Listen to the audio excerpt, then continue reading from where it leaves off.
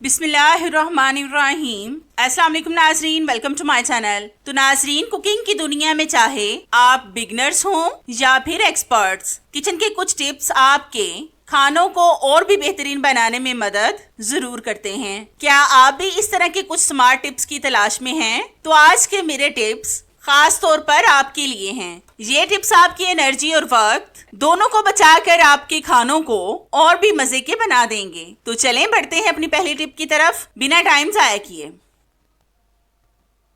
नाजरीन, आपने अक्सर देखा होगा कि जब हम चॉप बोर्ड पर कुछ काट रहे होते हैं तो हमारे हाथ पर छुरी लगने का खदशा होता है। आज मैं आपको हाथ का सेफ्टी कवर बनाकर दिखाऊंगी, वो भी एक प्लास्टिक की खाली बोतल से। प्लास्टिक की खाली बोतल को आपने छुरी के साथ काट लेना है। प्लास्टिक की खाली बोतलों को हम ज्यादातर इस्तेमाल के बाद फेंक देते हैं, लेकिन आज आप इसका बहुत जबरदस्त इस्तेमाल देखेंगे जो आज से पहले आपने कभी भी नहीं देखा होगा। तो हमने बोतल के 2 पार्ट कर लिए हैं, हमें सिर्फ इसका ऊपर वाला पार्ट चाहिए। अब हम ऊपर वाले हिस्से से भी एक छोटा सा टुकड़ा काट लेंगे। ये हम कैंची के साथ काट लेंगे। ये सेफ्टी कवर भी आपको 0 ऑफ कॉस्ट पड़ेगा, मतलब आपको इस पर 1 रुपया भी खर्च नहीं करना पड़ेगा। तो हमने इसकी भी कटिंग कर ली है। अब हम किसी नोकीली चीज के साथ इस पर 2 सुराख करेंगे। अगर आपके पास काविया वगैरह है तो आप उसके साथ भी सुराख कर सकते हैं। मैं भी काविया के साथ ही इस पर सुराख करूंगी।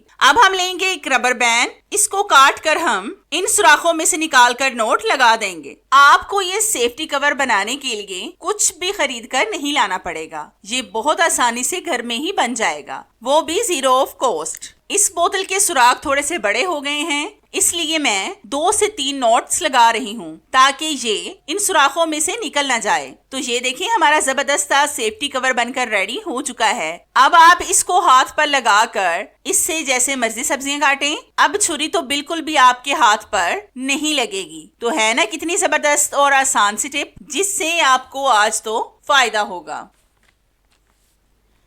नाजरीन, ये टिप मेरी इस तरह के प्लास्टिक फूड रैप से रिलेटेड है। आपने नोट किया होगा कि जैसे हमें टेप का सिरा जल्दी नहीं मिलता, बिल्कुल वैसे ही हमें प्लास्टिक फूड रैप का भी सिरा नहीं मिलता। इसकी हमें जरूरत किचन में चीजों को ढांपने के लिए पड़ती ही रहती है। अगर हम इसका सिरा ढूंढने लगे तो हमारा बहुत सा वक्त जाया हो जाता है। आज मैं आपको इसकी बहुत आसान सी टिप बताऊंगी, जिससे आपको इसका सिरा बहुत आसानी से मिल जाएगा। तो इसके लिए आपने लेनी है रबर बैंड। ये तो हम सबके घर में मौजूद होती हैं। एक रबर बैंड को आपने अपने हाथ पर इस तरह से लगाकर इस हाथ से रोल पर रब करना है। जब आप 1 से 2 बार रब करेंगे तो इसका सिरा आपको बहुत आसानी से मिल जाएगा। अक्सर हमें प्लास्टिक रैप की जरूरत पड़ जाती है। अगर हमें इसका सिरा ना मिल रहा हो तो फिर हमें गुस्सा भी बहुत जल्द आ जाता है, लेकिन इस टिप से आपकी ये वाली प्रॉब्लम भी आज सॉल्व हो जाएगी। तो आप देख सकते हैं कि इसका सिरा हमें मिल गया है। अब आप इसको ऐसे ही फोल्ड करके रख दें। अब ये आपको फिर दोबारा से बहुत आसानी से मिल जाएगा। तो है ना ये भी जबरदस्त सी टिप, आपको कैसी लगी मुझे कमेंट्स में लाजमी बताएं। नाज़रीन, ये टिप मेरी बहुत ही जबरदस्त है। ये मूंगफली से रिलेटेड है। मूंगफली तो हम सबको पसंद होती है, लेकिन मुश्किल तब होती है जब हमें इसका छिलका उतारना पड़ता है। इससे हमारे हाथ दर्द करना शुरू हो जाते हैं। आज मैं आपको बहुत आसान सी टिप बताऊंगी, जिससे आपकी ये वाली प्रॉब्लम भी आज सॉल्व हो जाएगी। तो इसके लिए आपने लेना है एक क्लॉथ क्लिप। इसके साथ आपने मूंगफली को खोलना है। अक्सर हमें बच्चों को भी मूंगफली को खोलकर देना पड़ता है, इसलिए हमारे हाथ ज्यादा दर्द करना शुरू हो जाते हैं। लेकिन इस तरीके से आप बहुत आसानी से इनको खोल सकेंगे और फिर आपके हाथ भी दर्द नहीं करेंगे। तो आप देख सकते हैं कि कितनी आसानी से हमने मूंगफली को बाहर निकाल लिया है। इस तरह से आप अपने बच्चों को भी निकाल कर दें, वो भी इनको बहुत शौक से खाएंगे। तो है ना ये भी जबरदस्त सी और आपके काम की टिप। आपको कैसी लगी मुझे कमेंट्स में लाजमी बताएं। तो इस टिप को बनाने के लिए मैंने ली है शेविंग फोम। इसको हम सारे सॉस पैन पर अच्छी तरह से लगाएंगे। आज मैं शेविंग फोम को क्लीनर के तौर पर इस्तेमाल करूंगी। आपने हाथ के साथ इसको अच्छी तरह से सारे सॉस पैन में लगाना है और इसके अलावा आपने किसी भी चीज का इस्तेमाल नहीं करना। अब हम इसको 20 मिनट के लिए ऐसे ही छोड़ देंगे। तो 20 मिनट के बाद हम आपसे मिलते हैं। तो हमारे 20 मिनट हो चुके हैं। अब हम लेंगे एक स्पंज, इसके ग्रीन वाले पार्ट से हम इस पर अच्छी तरह से रब करेंगे। आपने सिर्फ 1 मिनट के लिए अच्छी तरह से रब करना है। इससे आपके बर्तनों से जितने भी जिद्दी किस्म के स्टेन होंगे वो मिनटों में साफ हो जाएंगे। बल्कि आप इससे स्टील के ही बर्तन नहीं बल्कि हर तरह के बर्तन साफ कर सकते हैं। इससे आप कांच के, एल्युमिनियम के और प्लास्टिक के भी बर्तन साफ कर सकते हैं। तो हमने अच्छी तरह से इसको रब कर लिया है। अब मैं आपको इसको धोकर दिखाती हूँ। तो ये देखिए व्यूवर्स, मेरा सॉस पैन कितना ज्यादा साफ हो गया है। आप भी लाजमी एक बार इस टिप को ट्राई करके देखें, आपको इसका रिजल्ट इंशाल्लाह 100% मिलेगा। अगली टिप मेरी चॉप बोर्ड से रिलेटेड है। आपने अक्सर देखा होगा कि इस तरह के चॉप बोर्ड का हम बहुत ज्यादा इस्तेमाल करते हैं। मतलब हर वक्त हमें कुछ ना कुछ इस पर काटना होता है। इस पर एक तो निशान पड़ जाते हैं और दूसरा ये गंदा बहुत जल्द हो जाता है। आज मैं आपको इसको साफ करने की बहुत जबरदस्त टिप बताऊंगी जिससे आपकी ये वाली प्रॉब्लम भी आज सॉल्व हो जाएगी। तो इसके लिए आपने सबसे पहले चॉप बोर्ड के ऊपर डालना है बेकिंग सोडा। इसका इस्तेमाल हम ज्यादातर खानों में करते हैं, लेकिन सफाई में भी इसका कोई जवाब नहीं। ये आप अपने चॉप बोर्ड के हिसाब से कम या ज्यादा भी डाल सकते हैं। फिर आपने इसको हाथ के साथ अच्छी तरह से फैला देना है।